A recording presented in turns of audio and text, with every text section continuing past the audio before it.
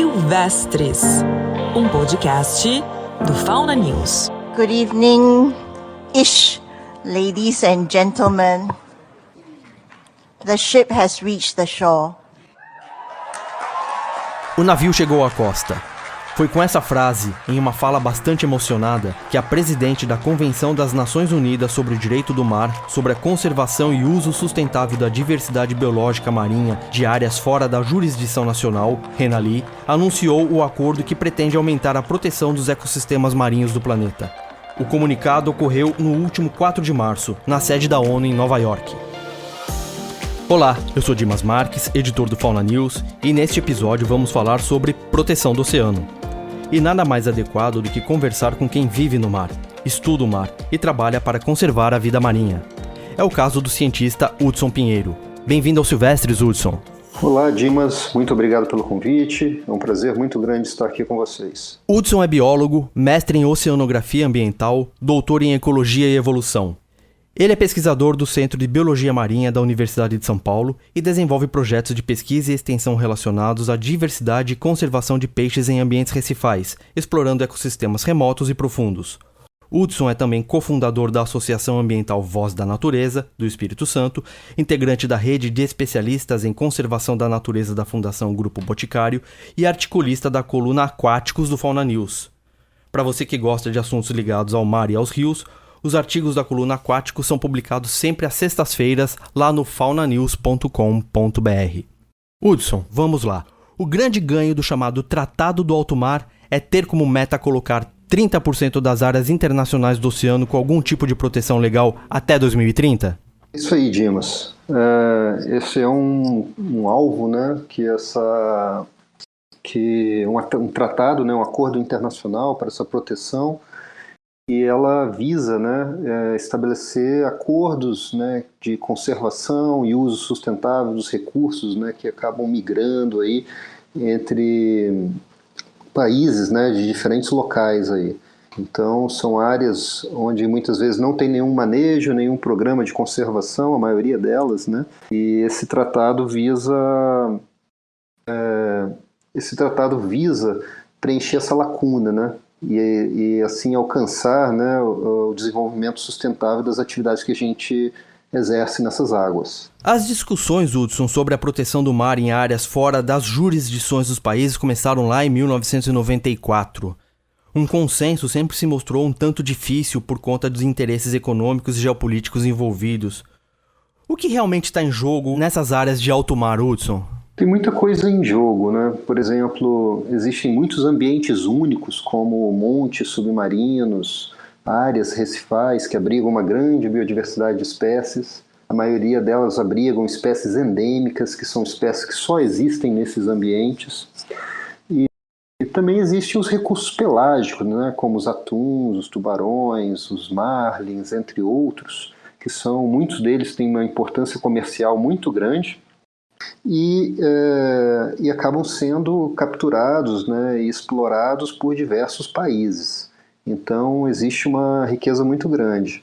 Mais recentemente, muitos países, muitas indústrias têm tentado explorar, né, minerar ambientes mais profundos também, muitos deles situados em águas internacionais.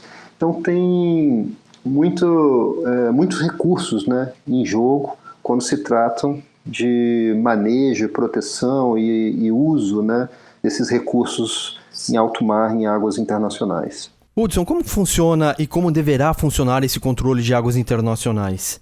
Quem vai fiscalizar tudo isso? Dimas, existem alguns exemplos de organizações que foram fundadas por países, por órgãos gestores de alguns países, entendeu? E que eles se unem para gerenciar, manejar recursos ou localidades em águas internacionais dos oceanos que nós temos. Aqui no Atlântico, por exemplo, existe uma organização chamada RFMO, Regional Fisheries Management Organizations. Ela ocorre na costa da África e diferentes países da África se uniram para tentar manejar uma região a fim de controlar, né, a pesca, ter controles de pesca dessa região oceânica, né? Existe também o exemplo da Comissão Internacional para a Conservação de Tunídeos, né, do Atlântico, a ICCAT, que ela também é uma organização que visa, né, então, o manejo, né, e o controle, o monitoramento da pesca de atuns aqui no Atlântico. Então, essas são ferramentas, exemplos de ferramentas, né, que já têm sido implementadas com a finalidade de se manejar estoques, né, pesqueiros, recursos. Agora, estabelecimento de áreas marinhas protegidas vai ser um novo desafio, né? Um novo desafio que ainda é muito pouco implementado. Nós temos exemplos de países criando enormes áreas marinhas protegidas, né, que acabam protegendo grandes áreas do oceano, né? Nós temos aqui no Brasil o exemplo de São Pedro e São Paulo, ao redor da Ilha da Trindade, onde unidades de conservação acabam englobando toda a zona econômica exclusiva. Então, eu acredito que vai partir desses exemplos assim. Dá para ser otimista com o acordo, Hudson? Pergunto isso pois me parece haver pouco tempo para implementar essa meta. Afinal, faltam apenas 7 anos para 2030. Além disso, a gente sabe que a implementação de metas de acordos internacionais é um tanto complicado.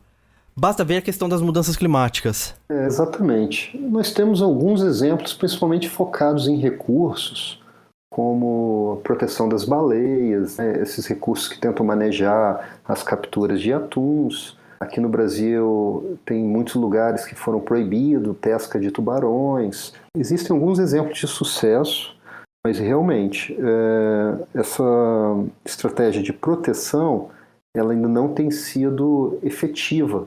Porque, por exemplo, aqui no Brasil, o Brasil criou áreas protegidas no Oceano Atlântico, mas ainda não tem estratégia, não existe um plano de manejo ou estratégias para o monitoramento dessas áreas. Uma das formas que se tem tentado monitorar, principalmente a atividade de pesca, é através do PREPS. E o PREPS é um programa de rastreamento, né, de remoto, onde cada embarcação acima de 15 metros de tamanho possui um GPS. E assim os órgãos gestores conseguem mapear todo o deslocamento, as áreas de pesca e tudo mais, e assim conseguem tentar controlar, né, as atividades de exploração. Então existem alguns passos, existem alguns métodos, mas a implementação tem sido ainda muito devagar, ainda tem muitos buracos, muitas lacunas, e a gente ainda precisa evoluir para atingir a conservação devida, né, desses ambientes mais oceânicos assim. E como é que está a saúde do oceano e quais são as grandes ameaças aos ecossistemas marinhos atualmente, Hudson? Essa mineração, a sobrepesca, o aquecimento climático, aquecimento global, existem muitos estressores, a gente pode classificar eles como estressores globais, né, como mudança climática, o aquecimento global, a acidificação dos oceanos. E tem também os estressores locais, né, que são a sobrepesca, a mineração, poluição. Então, a gente tem que agir, né, localmente, cada país aplicar, né, as políticas de preservação, estabelecimento de áreas marinhas protegidas, o zoneamento, né, de atividades de pesca, atividades de mineração, áreas marinhas protegidas, e assim como fazer esses tratados internacionais para tentar, né, diminuir a emissão, né, de carbono, tentar diminuir o aquecimento, né, global, e assim tem muito trabalho a ser feito em conjunto, né? Então nós temos tanto trabalhos locais, em escala local, quanto em escala mais regional, em escala global, né?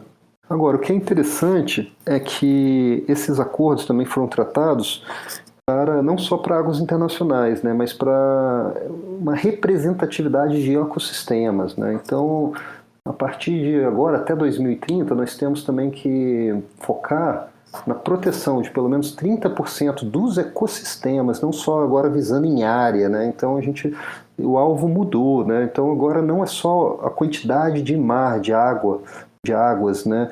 Mas e sim a qualidade, a quantidade de ambientes que existem, né? Então isso favorece muito mais a biodiversidade, os recursos, né, como um todo também, e é um desafio, né?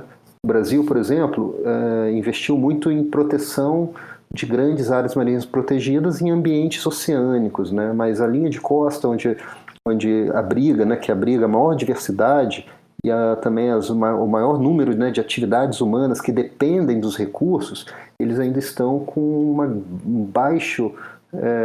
baixa cobertura de áreas marinhas protegidas e de ordenamento pesqueiro, né?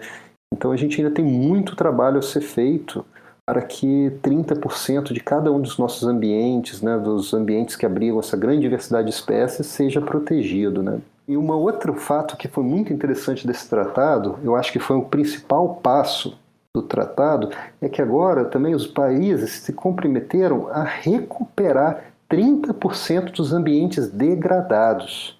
Então agora pela primeira vez nós estamos falando, né, de injetar recursos para a recuperação.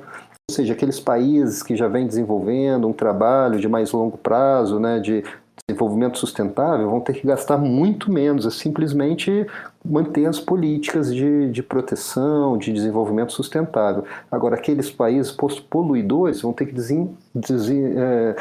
gastar muito mais recursos, né? Então, agora que a gente está começando a colocar recursos, né, monetários assim na mesa, quanto cada um vai ter que gastar para recuperar, eu acredito que os gestores, né, os presidentes, os ministérios aí de meio ambiente, os ministérios de desenvolvimento vão pensar de outra forma, né, da importância do gerenciamento costeiro, a importância do planejamento sistemático para conservação, onde a gente vai pensar duas vezes, né, antes de criar projetos oportunistas, né, que acabam poluindo demais, né, o meio ambiente, né? Então, aproveitando a oportunidade, né, já que a gente está falando já das ações dos países, o Brasil tem feito a lição de casa na gestão do seu mar territorial ou temos deixado tudo um tanto largado para ser explorado, como fizemos com a própria Amazônia? Ainda estamos bem para trás, né? Como eu disse, a nossa linha de costa ainda apresenta uma porcentagem muito baixa. Acho que não são nem 2% de linha de costa que possuem proteção. E quando a gente fala daqueles ambientes de conservação da natureza, áreas marinhas protegidas que servem como berçários, né, áreas de produção de pescado, que são áreas que a gente chama de proteção integral, ainda é muito ínfima, né, a proteção integral. Então a gente ainda tem muito trabalho para fazer.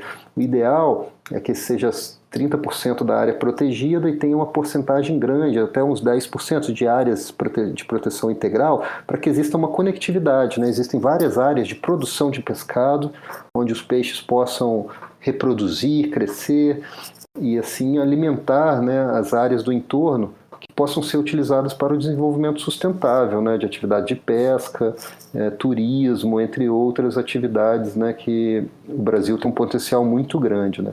Então a gente investiu muito nessas áreas protegidas muito grandes, né, em escala oceânica, mas ainda nós temos a grande parte continental, né, da plataforma continental, de recifes de corais, bancos de rodolitos, estuários, áreas costeiras, praias, grande parte ainda, nós temos muito trabalho ainda, um dever de casa muito grande para ser feito. Hudson, muito obrigado pela sua participação aqui no Silvestres. Até uma próxima oportunidade. Eu que agradeço. Muito obrigado aí pelo convite. Forte abraço. E já que estamos falando de vida marinha, na semana passada tivemos registros de 2 casos de interação entre tubarões e pessoas em Pernambuco. Um adolescente de 14 anos foi mordido no dia 5 na Praia de Piedade, em Jaboatão dos Guararapes, e no dia seguinte, na mesma praia, foi a vez de uma garota de 15 anos. Vale lembrar que em 20 de fevereiro, um surfista também foi ferido por um tubarão. O caso envolveu um animal da espécie cabeça chata de 2,5 metros na Praia dos Milagres, em Olinda. Nessas localidades, banho de mar e surf estão proibidos exatamente pelo risco de haver interação com tubarões. De acordo com o Comitê Estadual de Monitoramento de Incidentes com Tubarões de Pernambuco, desde 1992 já houve 77 dessas ocorrências no estado, 67 nas praias do continente e 10 em Fernando de Noronha. A imprensa de Pernambuco já noticiou o desaparelhamento desse comitê e a falta de pesquisas para entender o que está acontecendo. Os estudos pararam de ser realizados em 2015. Enquanto muita gente trata os tubarões como vilões e como um problema, esses animais continuam sendo dizimados pela pesca. No site da ONG Divers for Sharks, do ambientalista José Truda Palazzo Júnior, que conversou conosco no episódio 9 sobre a COP19 da Convenção sobre o Comércio Internacional das Espécies Silvestres Ameaçadas de Extinção, a CITES, tem a seguinte informação. Mais da metade das cerca de 500 espécies de tubarões tem populações reduzidas a menos de 10% do seu número natural. Artigo publicado pela revista Current Biology em 2022 destaca que 1/3 dos tubarões, raias e quimeras do mundo está sob ameaça de extinção, causada principalmente pela pesca. Cerca de 150 milhões de tubarões são pescados por ano para abastecer o mercado de carne, que por aqui encontramos sendo vendida como carne de cação, e o mercado de barbatanas, que são utilizadas para fazer sopa na Ásia. E o Brasil é um dos grandes fornecedores de barbatanas para o mercado externo e um dos maiores importadores de carne de tubarões do mundo. São mercados, tanto o ilegal, já que existe o tráfico de barbatanas, quanto o legal, que movimentam muito dinheiro e promovem um insustentável massacre no mar. E disso quase ninguém fala. Com a palavra, o ambientalista José Truda Palazzo Júnior. Vem crescendo no mundo a preocupação com a conservação dos tubarões, porque as pesquisas científicas vêm provando, ano após ano, que eles são extremamente importantes para o equilíbrio dos oceanos, né? Como predadores de topo de cadeia, eles regulam os ecossistemas em que eles existem, e de recifes de coral a pradarias marinhas, eles são grandes reguladores do ambiente marinho. Chegamos ao final de mais um episódio de Silvestres. Se você está no YouTube, se inscreva no canal do Fauna News, acione o sininho e avalie o episódio. Nas plataformas de áudio como Spotify e Deezer, não esqueça de nos seguir e nos avaliar. No portal faunanews.com.br tem mais notícias sobre os animais silvestres. Para receber o nosso conteúdo de forma gratuita pelo WhatsApp, envie uma mensagem para 11 95 107 0530. O Fauna News também está nas redes sociais Instagram, Facebook, Twitter e agora também no LinkedIn. É só buscar pelo @FaunaNews. E se você quiser entrar em contato conosco, escreva para silvestres@faunanews.com.br. Essas informações estão na descrição do episódio. Silvestres é apresentado por mim, Dimas Marques, na produção Williane B. Souza, na edição e sonorização Renan Faé, na vinheta a voz de Bruna Borjaili. Muito obrigado e até o nosso próximo encontro. Silvestres, um podcast do Fauna News.